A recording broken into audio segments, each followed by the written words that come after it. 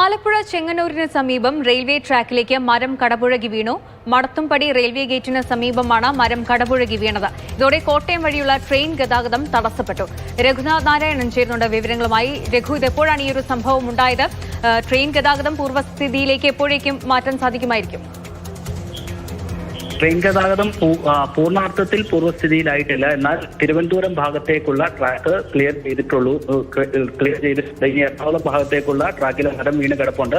അത് മാറ്റാനുള്ള ജോലികൾ തുടർന്നുകൊണ്ടിരിക്കുകയാണ്. വൈകുന്നേരം 7 മണിയോടുകൂടിയാണ് ചെങ്ങന്നൂരിൽ ഈ ട്രാക്കിലേക്ക് വലിയൊരു മരം കാറ്റിൽ കടപുഴകി വീണത്. ഈ സമയത്ത് ആ വഴി പോകേണ്ട വേണാട് എക്സ്പ്രസും പാസഞ്ചറും ഗരീബ് അടക്കമുള്ള തെക്ക് വടക്ക് ദിശയിലേക്ക് ഓടുന്ന ട്രെയിനുകളെല്ലാം വിവിധ സ്റ്റേഷനുകളിൽ പിടിച്ചിട്ടിരിക്കുകയാണ്.